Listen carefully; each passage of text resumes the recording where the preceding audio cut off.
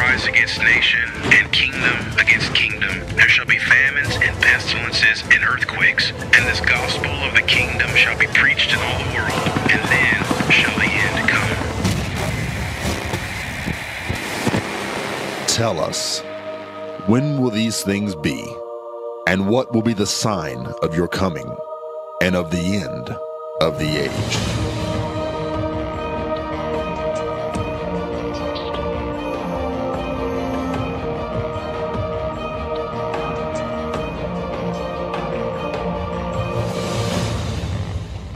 You're listening to a previously recorded broadcast. We have a very special program planned for you today. As you know, Benjamin Netanyahu is meeting with President Donald Trump even as I speak to you. We're going to be dealing with that in the second half of our program today. However, in the first half of our program, we have the privilege of speaking with our guide in Israel, Keynan, a wonderful person. I know you're going to love him as much as we do. And he's talking to us about going to Israel and why he thinks people should go to Israel. We're getting pretty close to our trip to Israel this coming spring, April 30th through May the 13th, to Israel and to Rome. So I want you to hear straight from Keynan right now and what he has to say to us. He joins us at this time.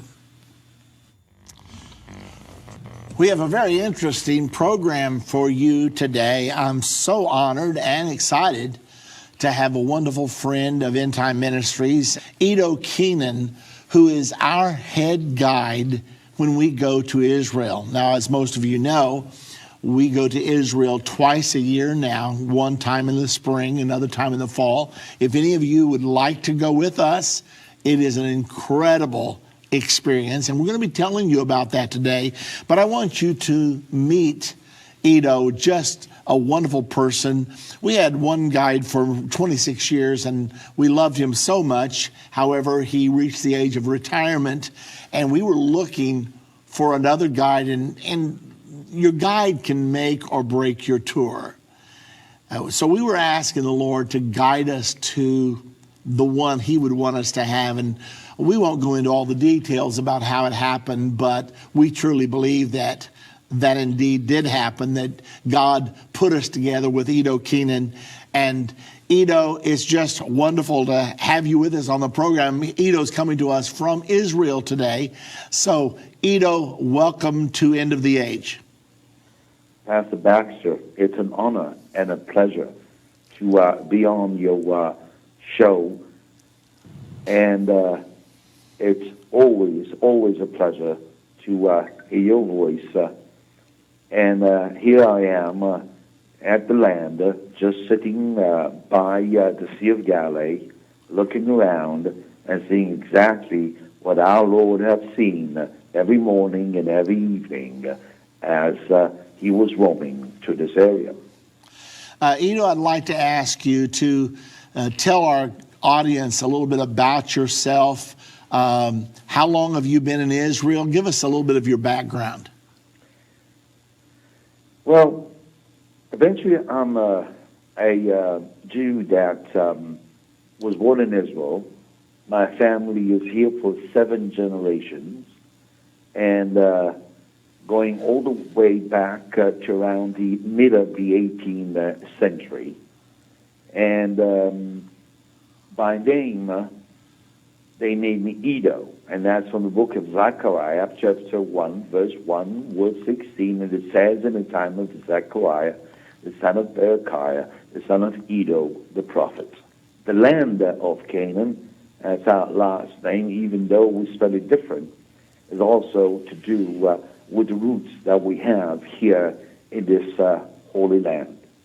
My profession, eventually, I started as an archaeologist, and still is, and found out something really interesting, that the Bible is a compass for anyone that is looking for roots, for anyone that is looking to revive the scriptures through the ancient sites in this land. 30 years ago, I decided eventually to also become a guide. And in Israel, to become a guide, it takes about 2 years of studies, and we are really covering all spectrum. And it's not only archaeology, it's botanics and geology, and no doubt the scriptures. You're a marvelous guide, and I've had many guides in Israel, and we're certainly very thankful that God brought you our way, and we believe it was, in fact, a divine connection. Now, what I'd like to do right now, Ido, because there's a lot of people listening today who've dreamed about coming to Israel, they've never been there yet, and maybe they're debating right now, well, do I really want to go? So let me ask you this question. If you were just going to give what you think are some of the very highlights of a person visiting Israel, say for the first time, what would you tell the people? Just try and picture yourself standing on a mountain, and that mountain is known by the name Mount of Olives. And there, Pastor Baxter stands and talk about what's going to happen and revive that future to come. Well, usually you would find that spiritual leaders will talk about the scriptures as they are at this moment in referring to the area. And that's one of the things that I really find different with the end of time ministry. The kind of bringing alive the future and the prophecies that are there in the Bible and clearing it to the participants, to the pilgrims that come. And then you start walking down that Palm Sunday. And yes, that same path that our Lord had walked down. And you can see how slowly, at a distance, Mount Moriah is approaching. And as you walk and you reach a garden, and there in that garden, trees, olive trees. One of them, I always say, was a witness, a deaf and dumb witness to the betrayal of our Lord, Jesus Christ. And that tree is still standing there, and still providing olives, and still providing some of the best olive oil there is. And here you are, standing, reading the scriptures, talk about the event, and you find yourself that you're in a valley. And that valley have, no doubt, quite a role in the end of times. That Keynan Valley, the Valley of Jehoshaphat. And Sunday you are standing by ancient tombs, 3,000 years old, of the son of David Absalom and of the prophet Zechariah. And you're there looking up, and what you see are the walls and the eastern gate. Yes, that eastern gate that our Lord have walked through. Just imagine the thrill and that kind of a heart beating of any pilgrim that is here for the first time, and feel all of that around them, wrapping it and taking him into that journey, the journey into the land, into the end of time prophecy. You know, what you're describing right now, I don't think there's a more beautiful sight in the world than standing on the Mount of Olives, looking over the city of Jerusalem. The beautiful panoramic view, there's just nothing like it, ever. I've traveled all over the world, and I've never seen a sight that was quite as breathtaking. Of course, because I know the Bible and because I know the prophecies, it makes it so special. But to stand there on the Mount of Olives, where the Bible specifically says that Jesus is going to come back to, in that very book of Zechariah that you've been referring to today, it says in chapter 14 that when Jesus comes back, he will actually land there on the Mount of Olives. So it's just so enthralling, it's difficult to convey it. Matter of fact, words don't do justice, but you've certainly sort of helped us to understand. Walk down off the Mount of Olives, you end up down at the Garden of Gethsemane. You mentioned that there's an olive tree there that they believe was probably standing the night that Jesus prayed, if it be possible, let this cup pass from me. And I've stood in front of that tree many times, and I've sort of like said, come on, talk to me, tell me exactly what it was like. Of course, as you say, it just stands there as a silent witness to what happened. But you're just scratching the surface. Every single hour of our trip to Israel is packed with these things. You see one thing and then another, and you think it can't be any better, but then it does get better. And just so that all of you will know, in case you get to go with us, you will hear a phrase from Edo repeatedly. He'll talk about what a wonderful time we've had that day. And then his famous phrase is always, you haven't seen anything yet. And that's the way it works. And it's so wonderful to from that same afternoon or evening when you get to the hotel, and the next morning you get a cell higher in that ladder, and then you go another cell higher in that ladder, and another one, and every day is another day, another experience, and it gets better and better to a point that people are so overwhelmed that they don't know where the Lord have taken them through. And that's the journey at the end of time too. And this is the beauty about it. And I've been a guide for 30 years.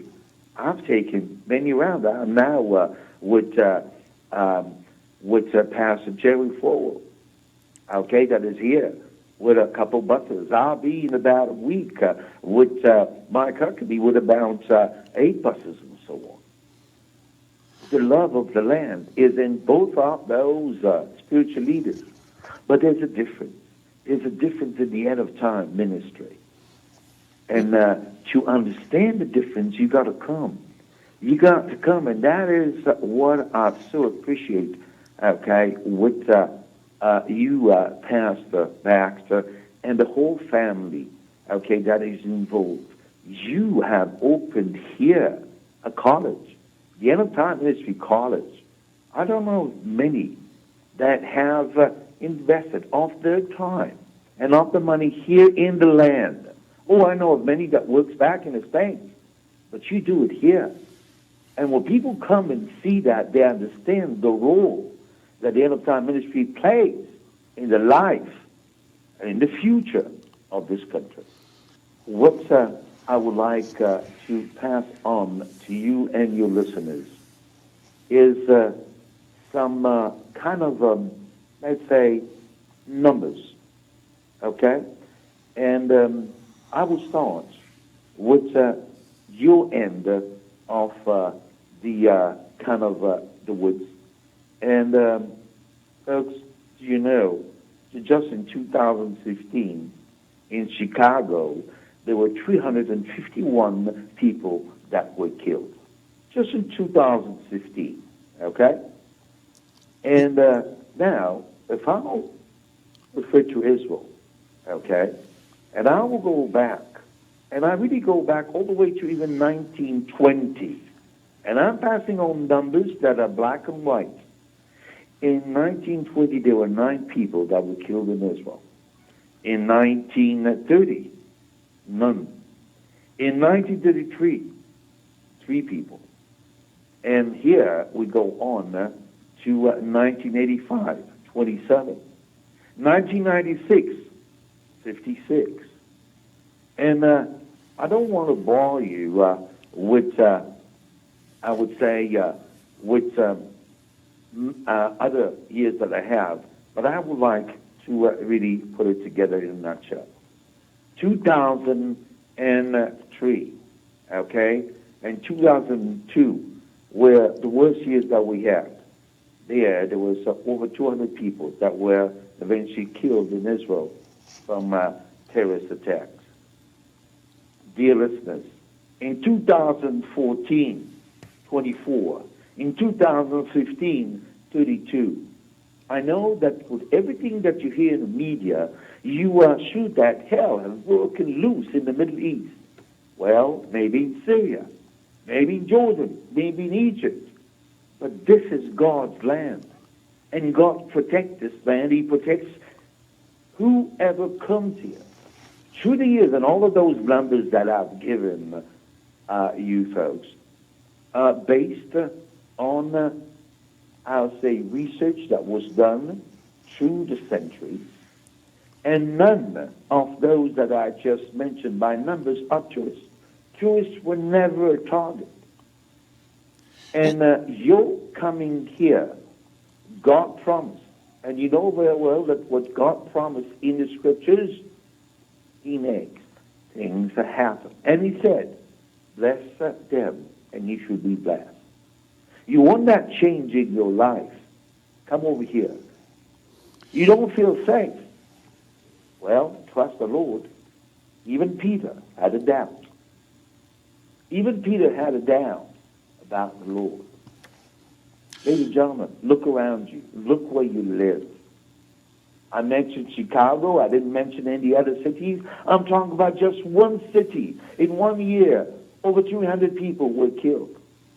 So you don't go to Chicago? This is the land. This is part of your spiritual journey.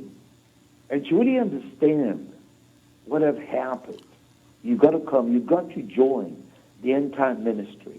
You've got to hear Pastor Baxter and the role that he plays in the present and future life of this country and the way he is involved in so many ways that you cannot imagine. This country is safe. It is safe, and it's safer from many other countries and even cities. Let me break in on you here. I want to say to all of you out there, if you would like to go with us to Israel, we go every spring, every fall. Now, the tour coming up is going to be this coming spring, April the 30th through May the 13th. We're not only going to Israel, but we're going to Israel and Rome. So you're going to be seeing the two most prophesied cities in the Bible, Jerusalem and Rome. More prophecies about those two cities than any other. It is going to be an incredible tour. And there are things that are developing right now that, well, we'll have to tell you about at another time. But I wanted you to meet our wonderful, wonderful guide, Ido. You'll learn to love him when you get to go with us. And so if you're interested, pick up the phone right now. Give us a call. The number to call is 800-END-TIME. That's 800-363-8463. Hey, this year in Jerusalem, what do you say? Once again, the number to call, 1-800-END-TIME. Ido, I'd like for you to comment right now about Endtime Ministries. Now, our tour, we advertise as a prophecy tour. And I know you've conducted incredible amounts of tours. But would you just give maybe a short opinion as to, is our tour really different? And does the normal tour, are they able to get a full appreciation of the prophecies of the Bible and how they're being fulfilled right now, right in the land of Israel? Comment about that for us, would you please? Pastor Baxter, I'm eventually guiding your groups for the last few years. And personally, it's have changed in many ways the way that I've looked, because I've looked at the scriptures and the prophecies.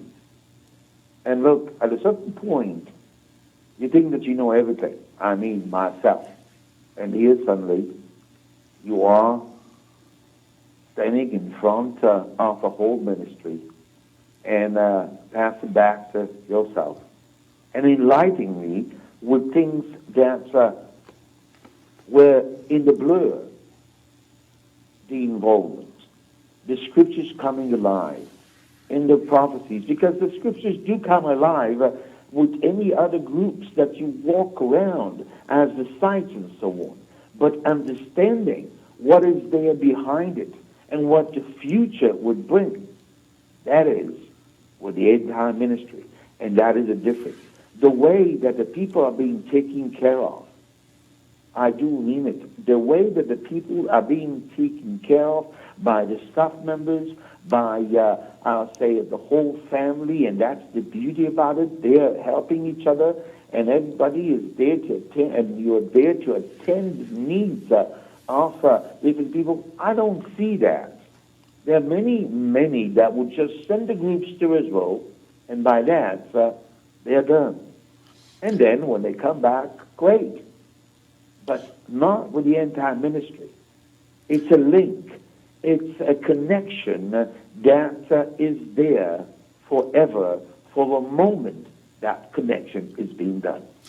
You know, going back Yes. to discussing the safety feature, before our last tour, I had a fine gentleman that was considering coming with us. He is a pastor of a large church, but he called me, and I could tell he had a lot of apprehension in his voice. He said, you know, I hear all this from Israel, and I don't really want to become a statistic. And so I was trying to tell him, look, it's safer in Israel than it is in most places in America. Because even at the height of the knife intifada, which was a couple of years ago, I think in 6 months, there was like 31 that died in that same 6-month period. There was 150 died in Chicago. And so when you hear these reports from Israel, it becomes world headlines, but it's all distorted. It's thrown totally out of context. And I quote a statistic here that over the last 30 or 50 years, there's probably been 30 million tourists that have gone to Israel. Now, I don't know of one on an organized tour that has that there's been any fatalities. I find it's totally perfectly safe. Well, anyway, the man decided to go. After we were finished with the tour, he looked at me and he said, I can't believe it. It's totally safe. And I had to call and talk to him personally to try to put his fears to sleep about it. But he was just absolutely stunned. He said what they paint on the news is just so different than what it really is. So I just want to make sure everybody knows, if you want to go to Israel, if you want to come with us, well, do it. And let me also say this to you. Now, I'm sure there are many good tours that go to Israel. However, if you like Bible prophecy, you're going to get sort of a double tour. You'll get the history, because Edo, there's no one better. Edo will give you all the history, and then I come alongside of Edo and I try to supply what the prophecies say. And you'll stand right there, and we'll stand on the Mount of Olives, and I'm going to tell you, look, you're standing where Jesus is going to land when he comes back before very much longer. And then we'll discuss Judea, Samaria, and Jesus prophesied about Judea and how that the people of Judea would have to flee for their lives. And we're going to stand on the Temple Mount. And the Bible specifically prophesies that the Temple Mount is going to be placed under a sharing arrangement. And we'll talk about the Jewish temple that the Bible says is soon to be built there. So everything just comes to life in Technicolor, and that's one of the things. And Edo adds a dimension that very, very few guides do add, and I know you're going to love being there with Edo and with us. Edo, we are winding down in our time frame here. Any final thoughts you'd like to give to the folks? Yes. What I'd like to say is, people, if you want to change in your life, come with our tour. Come with the End Time ministry. Come and experience and understand that your life can be different. Your life can change. And how will it change? By a better understanding of the prophecies that are there in this beautiful book that is known the Bible. No better, our Lord, as he be walking, following his footsteps. And there, all of that will come alive. And as I started, and I said, we'll turn those black and white verses into colors. And when you go back home, you will sit back and open the scriptures, and it's never, ever going to be the same. Well, there you have it, ladies and gentlemen. We wanted you to get to meet our guide, Edo. What an amazing person, and this didn't really do justice to him. You will love Edo Keynan. Anyway, we're getting pretty close to our deadline now to sign up for our spring tour. Now, this is not just any tour. This is extra special because we're going to be going not only to Israel for 12 days, but then we're going to go to Rome. The total time is 14 days. And the reason we're going there this year is because this is the 500th anniversary of the beginning of the Reformation, when Martin Luther nailed the 95 Theses to the door of the church at Wittenberg, Germany. And a lot of people are emphasizing that it's time to reverse the effects of the Reformation and to declare Protestantism over and to join all of Christianity back together. Well, this is prophesied in the Bible. Your church may well be a part of what I'm talking about. You may have already been hearing reports about it. So, is it a good thing or is it a not good thing? We'll be explaining all that on this tour. The two most prophesied cities in the world, Jerusalem and Rome, will be explaining the prophecies about. You're listening to a previously recorded broadcast. So if you want to come with us, right now is the time to call. The number to call is 1-800-Endtime. That's 1-800-363-8463. And simply ask to speak to someone about the tour. My daughter and my granddaughter are the two main people that put our tour together for us. That's Jana and Holly. And they would love to speak with you. So if you want to go, don't wait another day. Call right now and at least get the information. The number to call once again, 1-800-Endtime. That's 1-800-363-8463. Now let me tell you, Judy and I would love to have you with us on this tour. So don't hesitate, give us a call. On December 23, 2016, the United Nations passed a resolution that will lead the world into the Battle of Armageddon. Every person on Earth should watch. First Step to Armageddon. Irvin explains exactly what happened on December 23, 2016, and illustrates why the events of that day will ultimately culminate into the final battle described in the book of Revelation. Call 1-800-Endtime. That's 1-800-363-8463. Or go to endtime.com and order yours today. The world's greatest revival is just ahead. How far are we from the Battle of Armageddon, and what will happen between now and then? The prophecies of the Bible clearly foretell of major events that will come to pass over the next few years. God did not intend for His people to stumble blindly through the end times. Irvin Baxter covers the final 7 years with the timeline of events. Sixth trumpet war, Israel's third temple, the Antichrist, 666, and the world's greatest revival just ahead. From Here to Armageddon gives the location of the prophecy, explains what it means, and shows how world conditions are presently converging for the fulfillment of prophecy. These cutting-edge teachings will open eyes to understanding like never before. Order your From Here to Armageddon 8-lesson series right now. Call 1-800-Endtime. That's 1-800-363-8463. Or go to endtime.com. Order yours today. If your station only carries the first 30 minutes of End of the Age, go to endtime.com and click the Watch button to continue today's broadcast. You can also finish up later by clicking the Archives button.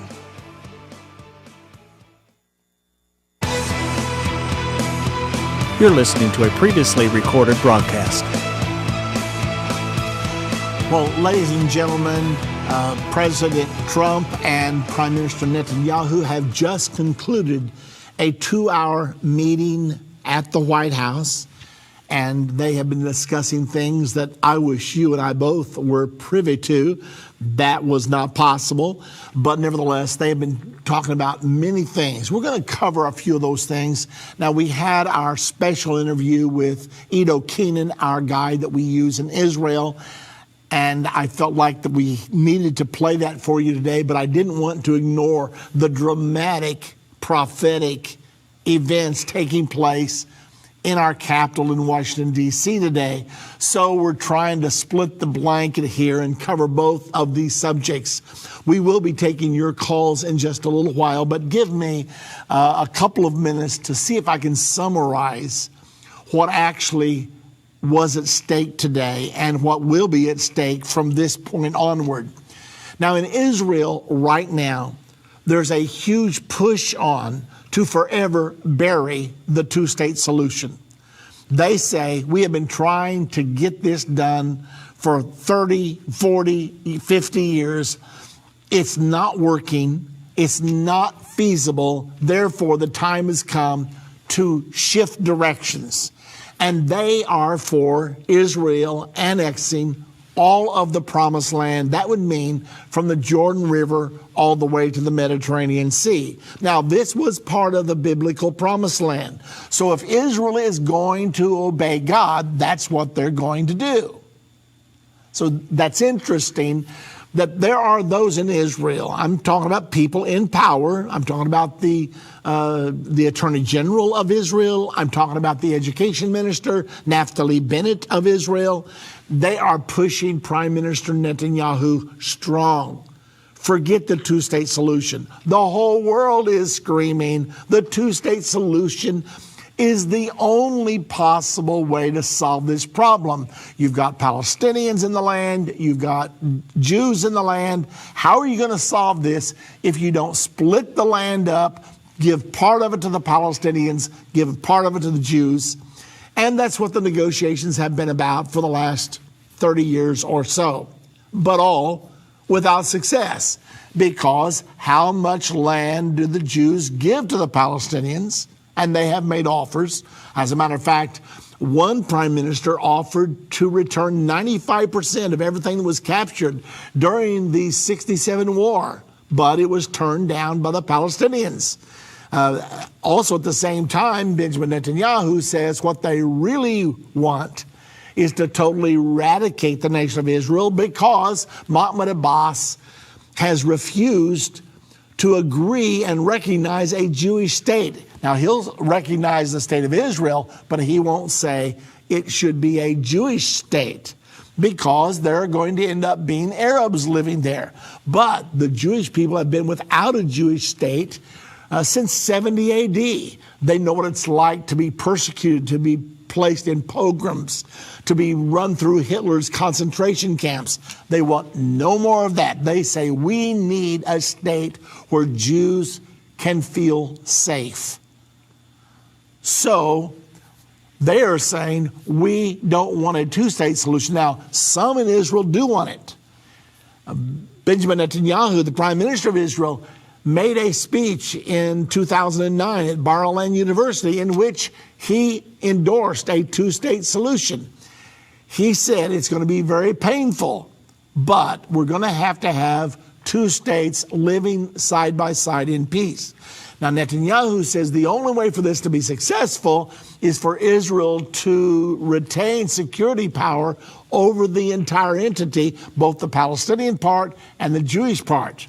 Furthermore, Netanyahu insists that Jerusalem must never be divided. But the Palestinians say there'll never be a peace agreement until we have East Jerusalem as our capital. But Israel annexed East Jerusalem in 1980 and made Jerusalem a unified city. They like to call it the eternal, undivided capital of the state of Israel. So we have issues that neither side is willing to compromise on. That's the reason some people in Israel are saying today, look, enough playing around. The Arabs have got 22 states. Why do they need one more? After all, the Allies created Jordan to be a Palestinian state back in, well, it finally became Jordan in 1946. So they created Jordan so the Palestinians could be there, but then other Arabs stayed there and they kept fighting to get the rest of the land away from Israel until now. Then the United Nations says, well, we're going to divide it again. And so they were going to create an Arab state called Palestine and a Jewish state called Israel. Well, the Palestinians refused that. They didn't want that. They didn't want Israel in the land at all, so they launched a war against Israel the day after Israel declared its independence on May the 14th of 1948. So that's what's going on. And believe me, that's what's been talked about behind closed doors at the White House today. Now, there were many other subjects came up during the press conference with Benjamin Netanyahu and President Trump, and that press conference was before the talks. It's interesting that even the Secretary General of the United Nations, Antonio Guterres, said the only possible solution is a two-state solution. President Obama declared the same thing. However, President Trump, in the press conference, said, we don't know whether there's going to be a two-state solution or a one-state solution. And Trump said it doesn't matter to us. Whatever Israel and the Palestinians can work out, we will support. So he's taken a very neutral position on that particular point. Now, many people in Israel bombarded Netanyahu with letters before he left Israel. Don't agree to a two-state solution. It's like signing our own death warrant. Don't do it. And yet Netanyahu has already publicly endorsed the two-state solution. So what's going to happen? Well, we know what's going to happen actually from the prophecies of the Bible. We know what's going to happen when Netanyahu doesn't know and Donald Trump doesn't know, because the Bible prophesies there's going to be a two-state solution and that there will be a Palestinian state formed in the area of Judea. And that was an interesting thing during the press conference. Prime Minister Netanyahu said, they say that Jews have no right to be in the West Bank in Judea. But the Chinese people, they're Chinese because they're from China. And the Japanese people are Japanese because they're from Japan. And we're Jews because we're from Judea. And yet they're telling us we've got to get out of Judea. It's ludicrous. That's one of the points that he made, and a powerful point, I might say. Nevertheless, I'm going to take just a moment to go down through one short article, and then we're going to come to you and take your calls today, because I know you may have a lot of questions about what is actually going on right now. Anyway, Trump officials before the meeting today were saying that the two-state solution is not the only path to peace. That's in today's Jerusalem Post. Let me give you a little bit of this. Rebooting direct negotiations between Israelis and Palestinians is a top priority of U.S. President Donald Trump. Senior officials in his administration said on Tuesday, that would be yesterday, of course, previewing his first official meeting with Prime Minister Benjamin Netanyahu. Speaking to White House reporters, Trump officials declined to specify the administration's objectives for direct talks beyond the broad goal of peace. A two-state solution that doesn't bring peace is not a goal that anybody wants to achieve, the official said. Peace is the goal, whether it comes in the form of a two-state solution, if that's what the parties want, or something else, if that's what the parties want. We're going to help them. We're not going to dictate what the terms of peace will be, the official added. Now, let me tell you, this is music to the ears of Israel, because President Obama was determined to dictate. As a matter of fact, he supported a resolution on December the 23rd passed by the UN Security Council that dictated that Israel had to withdraw back over the 1967 borders unless the Palestinians gave their permission for them to keep part of the land. They passed into international law, and President Obama abstained from voting. All he had to do was raise his hand and vote no, and it would have been dead. He didn't do that on purpose. He voted that Israel had to withdraw from all the territory that was captured in the 67 war, which actually goes against previous UN resolutions, which said the borders should be determined by negotiation. If you know where the borders are going to be, that you got to go back across the 1967 borders, then why negotiate? Matter of fact, why should Mahmoud Abbas negotiate right now? He now has an international law passed by the UN Security Council, supported by the entire world, that Israel has no right to be beyond the 67 borders. That means they have no right to be in East Jerusalem right now. So when Donald Trump, who has veto power now at the UN Security Council, says we're not going to hold out for a two-state solution, we're just going to give our approval to whatever agreement the two parties can come to. Well, the two parties haven't been able to reach agreement for 40 years. Are they going to be able to do it now? Well, it doesn't look like it.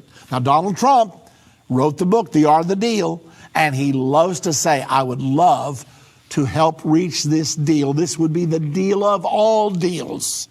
So anyway, that's what we're facing. A little bit more from the article. In recent decades, subsequent administrations have explicitly outlined their hopes for a two-state solution to the Israeli-Palestinian conflict, resulting in two states for two peoples living side by side in peace and security.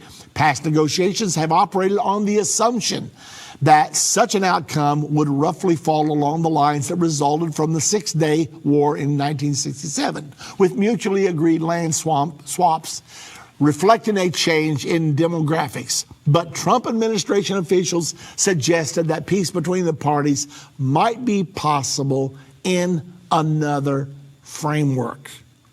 Well, that's what's on the table today. Okay, now, since we know from prophecy that there's going to be a two-state solution, then what kind of approach is Donald Trump going to take? Could it be that he would say to the Palestinians, look, this two-state solution has gone nowhere.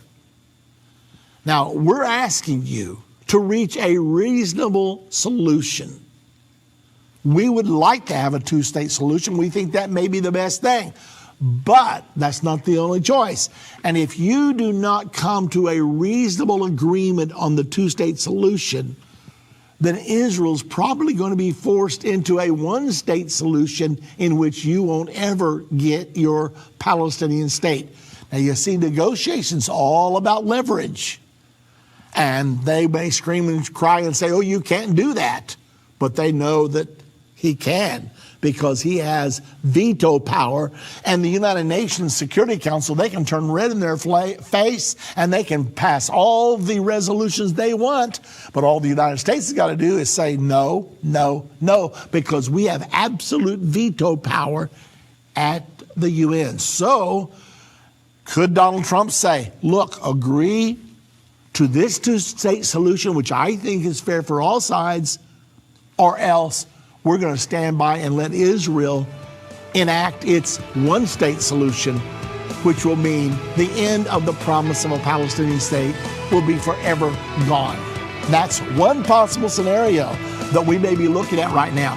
So we're in prophetic territory, ladies and gentlemen. It's coming right down the pike at us. It's going to be so interesting to watch it all unfold. And we're taking your calls in the last segment of our program. We'll be right back.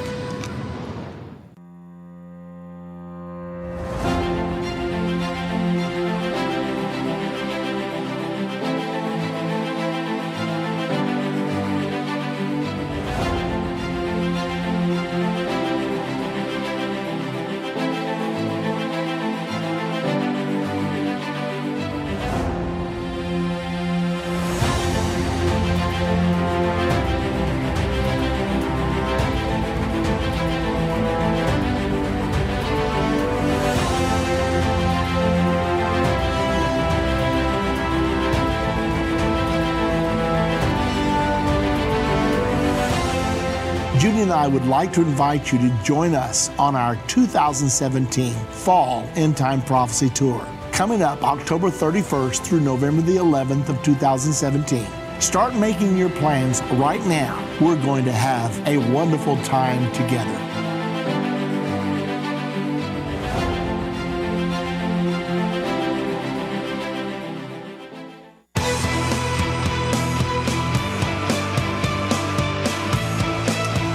You're listening to a previously recorded broadcast. To the phones, let me just update you on where we are in our drive to send an Endtime magazine to every U.S. senator, every U.S. representative, to all of the cabinet, and also to many major influences here in America, such as Sean Hannity, Bill O'Reilly, and many of the talk show hosts around the world. Well, let me tell you, we've got good news because we have now covered 278 out of 650. That means we still have a little ways to go. Nevertheless, now covered is Alaska, Delaware, Hawaii, Indiana, Louisiana, Maine, Montana, Oklahoma, Rhode Island, Texas, Vermont, Washington, American Samoa, District of Columbia, Guam, Northern Mariana Islands, Virgin Islands, and Puerto Rico. All the cabinet members are now covered. All the key influencers are now covered. So we've got all these states to go, though. So we got a lot of territory to cover. We need to hear from Alabama, still zero from Alabama. Hey, Alabama, are you out there? Connecticut, many others. Unless I call their name, they're not covered yet. So if you'd like to call and help your state or some other state, it's okay. Anyway, if you'd like to give $29, that's for one subscription. If you'd like to give $290, that's for 10, or any of those multiples, it would all help. So I want to get this thing done because we got a magazine going out, and it's the title page, the front cover is going to be First Step to Armageddon, December 23rd, 2016. We're going to tell them the story of what just happened and why what happened on December the 23rd is the first step to the Battle of Armageddon. Oh, by the way, if you're not a subscriber to Endtime Magazine, what in the world are you waiting on? You must subscribe to Endtime Magazine. After all, we're in the end time now. So if you subscribe to one magazine, of course it should be Endtime Magazine. The number to call to either support the lawmakers or else your own subscription, the number to call is 1-800-ENDTIME, 1-800-363-8463. I'm going right to the phones right now, and let's go to Joel calling from Oklahoma. Hello, Joel. Hey, Irvin, you destroyed my question. When I was listening to the Prime Minister and the President today, I think, this is my take on it, I think Trump was more or less goading the Palestinians into, you guys better take the two-state solution or you're not going to, like you said, the one-state solution, you know.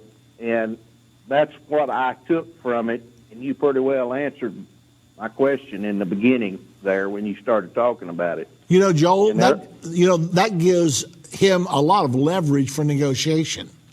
If you can offer something, a person something or zero, they're going to be pretty foolish if they don't accept something.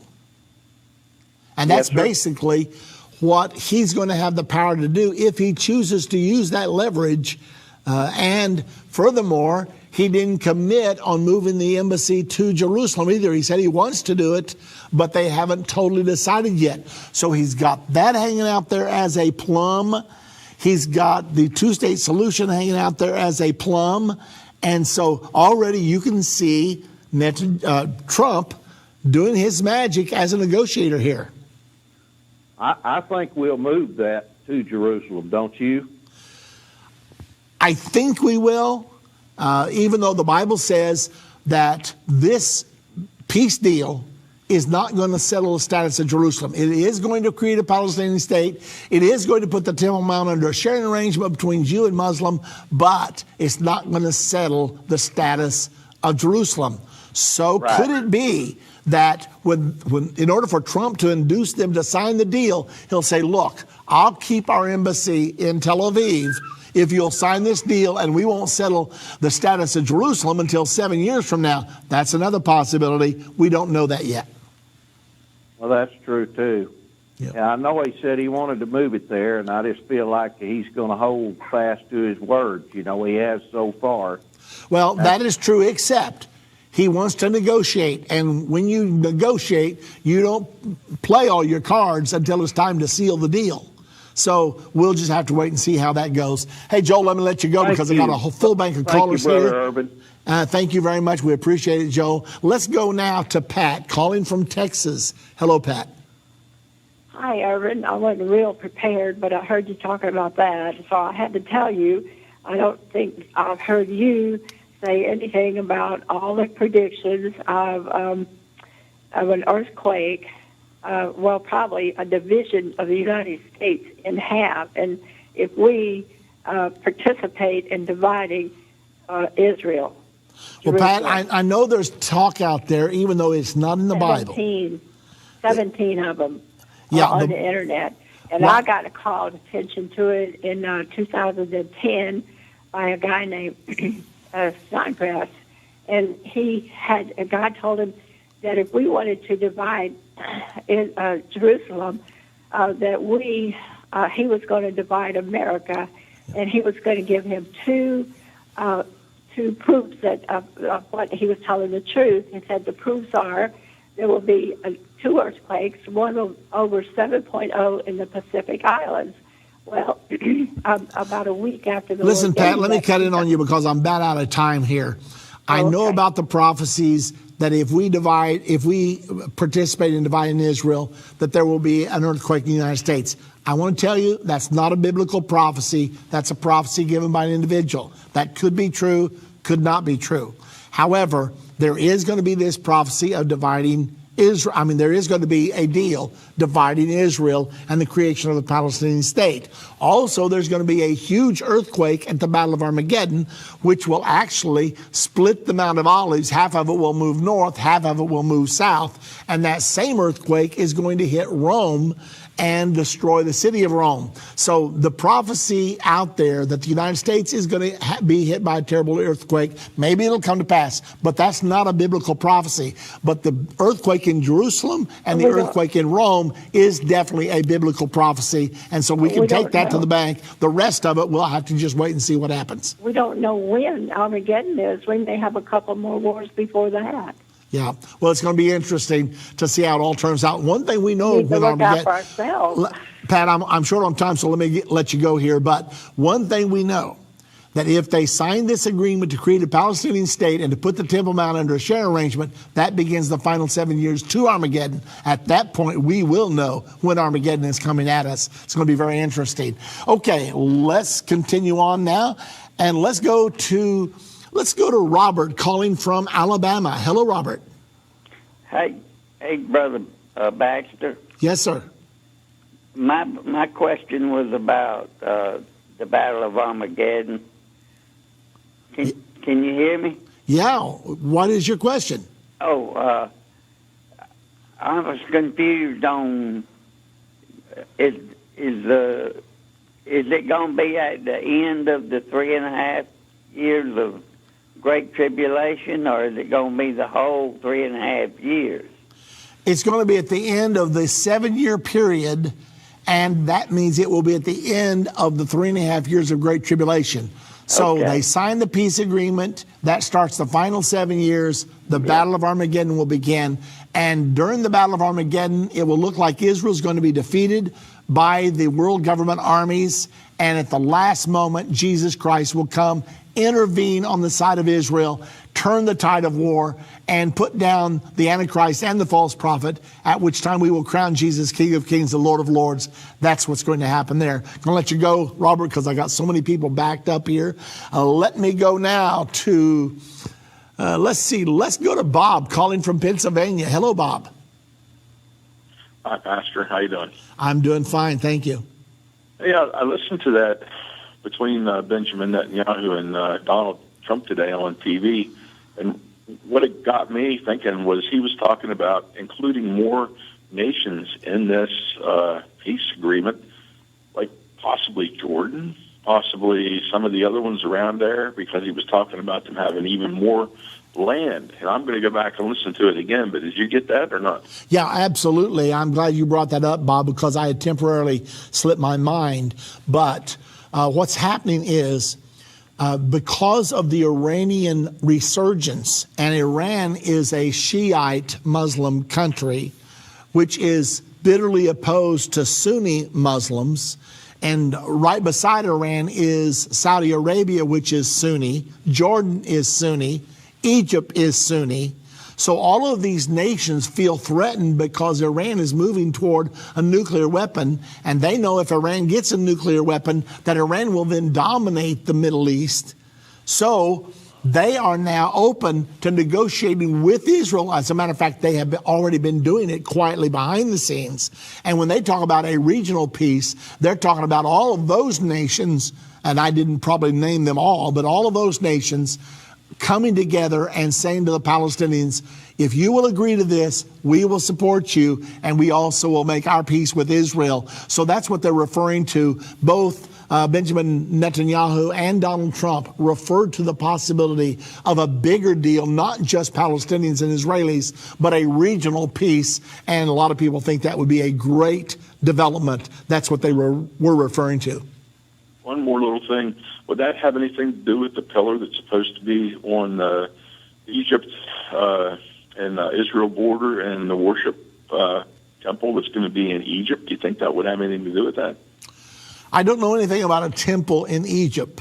There's going to be a temple built on the Temple Mount, but I don't know about a temple in Egypt. Now, during the millennium, about something about worshiping in the Jews worshiping in Egypt and a pillar being placed on the border to God.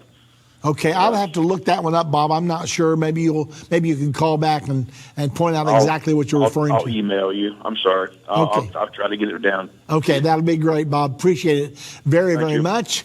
Let's go now to Jim calling from Indiana. Hello, Jim. Yeah, hello. Yeah, what's on your mind?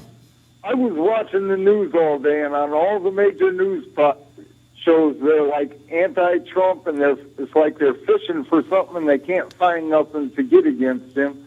And I was wondering, do you think that's because they're all globalists and he's for state sovereignty? And I was wanting to ask, do you think that's the reason he got elected, was because the people wanted state sovereignty instead of one world government? Absolutely. That was the big issue of the whole campaign. We put that out in our magazine, globalism versus national sovereignty. That's what the whole issue truly was about. There were many other issues discussed, but that was the main thing. And the people that are screaming like crazy, they've been working for a one world government now for 50 years, and they thought they were on the brink of culminating their plans. And all of a sudden, Donald Trump came along and derailed those plans. And that's what the whole election was, in fact, all about.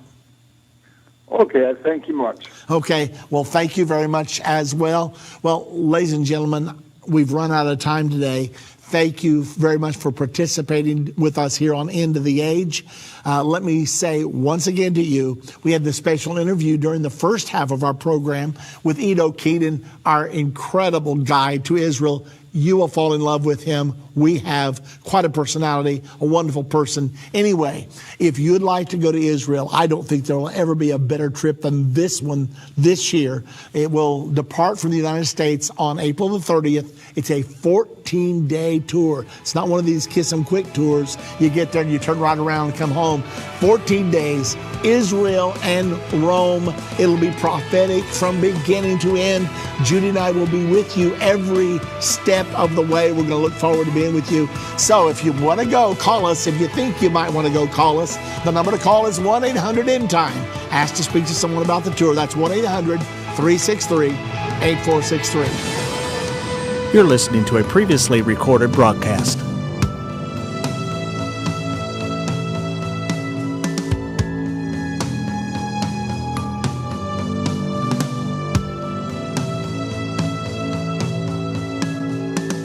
End of the Age is a production of Endtime Ministries. This broadcast will be available on our website, endtime.com, in the archives section. On our website, you'll also find more information about how current events are fulfilling Bible prophecy. To reach our operators, call 1-800-Endtime. That's 1-800-363-8463. Endtime Ministries is partner supported. We would like to say thank you to our partners who made this broadcast possible. To do what Matthew 24:14 said, to reach the world with the gospel of the kingdom.